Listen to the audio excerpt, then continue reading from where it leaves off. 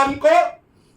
5 अगस्त 2019 को भारत के प्रधानमंत्री श्री नरेंद्र मोदी जी के नेतृत्व में देश के गृह मंत्री अमित शाह जी ने सदन में प्रस्ताव पास करके पूर्ण किया और 370 और 35 से मुक्ति दी। इसलिए आपको पहले पीछे जाना पड़ेगा, समझना पड़ेगा कि ये 370, 35 से, और ये भी समझना पड़ेगा कि आप कोई नैरेटिव तय नहीं कर पाएंगे मेरे मित्रों।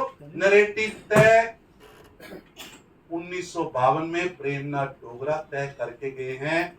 उसी नैरेटिव पर हमें आगे बढ़ना है, उस नैरेटिव को समझना पड़ेगा। वो नैरेटिव ही जम्मू कश्मीर की जान है, वही जम्मू कश्मीर। 2 हिस्सों में जम्मू कश्मीर बट गया। विचारिक एक हिस्से का नेतृत्व कर रहे थे शेख अब्दुल्ला और उनके साथ थे जवाहरलाल नेहरू जी, कांग्रेस। इसलिए कभी मत भूलना कि जम्मू कश्मीर को पीछे फेंकने में, जम्मू कश्मीर को अंगारों पर फेंकने में केवल अब्दुल्ला परिवार का हाथ नहीं। आप कांग्रेस और मुफ्ती परिवार को पकड़ कर, इन्होंने भी उतना ही बड़ा अपराध किया है जितना अब्दुल्ला परिवार ने। देश के अंदर कॉन्स्टिट्यूशन असेंबलीज का गठन हो रहा था।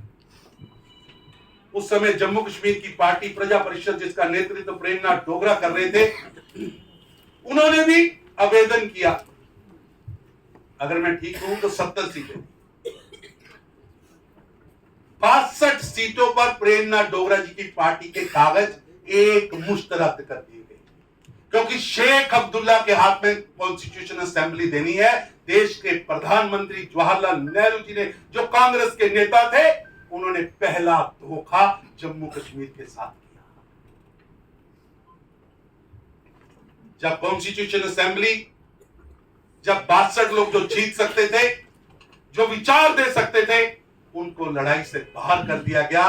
केवल 8 सीटों पर चुनाव हुआ और नेशनल कांफ्रेंस यानी शेख अब्दुल्ला यानी जवाहरलाल नेहरू जी और दोनों की जो युक्ति थी, उसने कॉन्स्टिट्यूशन असेंबली में प्रवेश किया। और जो आज हम चित्रण देख रहे हैं, वो चित्रण उन्होंने देखा। बाद में जवाहरलाल नेहरू जी को एहसास हुआ कि ये तो हमने राक्षस पाल लिया, और वो राक्षस, वो दानव कितना विकराल हो जाएगा। बाद में शेख अब्दुल्ला को जेल में डाला। मित्रों, आपको समझना पड़ेगा, 2 नैरेटिव पर जम्मू कश्मीर चल रहा है। एक नैरेटिव है कि जम्मू कश्मीर की पग भूमि भारत की भूमि है, जम्मू कश्मीर का हर नागरिक भारतीय है, जम्मू कश्मीर भारत का अभिन्न अंग है। और दूसरा नैरेटिव है जो अब्दुल्ला, नेहरू और मुफ्ती का नैरेटिव है, वो नैरेटिव है कि अभी जम्मू कश्मीर का विलय हुआ नहीं है। जम्मू कश्मीर को हमने विशेष दर्जा देकर एक अलग से छोड़ा है। उनका नैरेटिव, अब्दुल्ला का नैरेटिव बीच में भटकता है कि जम्मू कश्मीर एक अलग स्टेट है, एक अलग कंट्री है। जम्मू कश्मीर को पाकिस्तान का हिस्सा बनना है। ये उस नैरेटिव की विकरालता की चढ़ाई है। मित्रों, 1950 से लेकर लगातार जम्मू कश्मीर इस लड़ाई के बीच में चल रहा है कि जम्मू कश्मीर भारत का अभिन्न अंग है। और कांग्रेस ने जो खेल खेला, बिना कांग्रेस के वो खेल खेला नहीं जा सकता।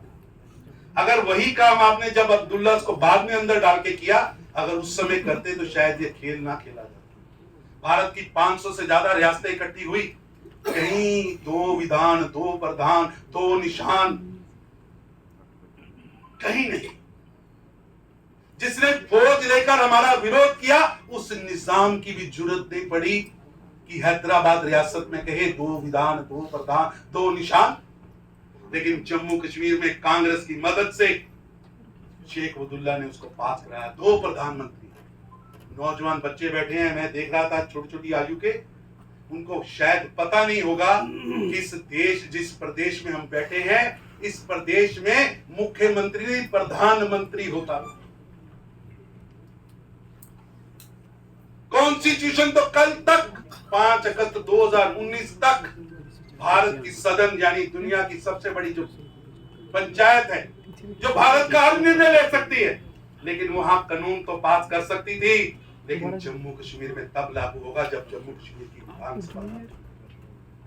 इसलिए मित्रों, आप कोई लड़ाई लड़ने, गली नाली की लड़ाई लड़ने नहीं जा रहे। ये प्रेमनाथ डोगरा जी ने जो लड़ाई शुरू की थी, उस लड़ाई के आगाज को आगे बढ़ाने का काम आज की पीढ़ी के हिस्से।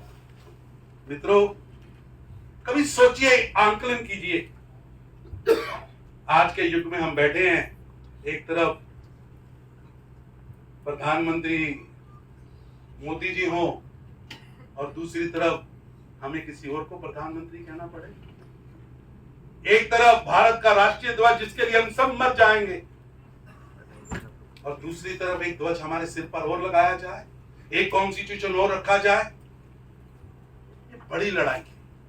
और हमारे पूर्वज, उस समय के भारतीय जनता पार्टी यानी जनसंघ यानी प्रजा परिषद के लोगों ने एक लड़ाई शुरू की, नैरेटिव की लड़ाई, इस धरती की लड़ाई, इस धरती के पग पग को बचाने की लड़ाई। और लड़ाई आसान नहीं थी, क्योंकि देश की हुकूमत भी आपके खिलाफ थी और प्रदेश की हुकूमत भी आपके खिलाफ।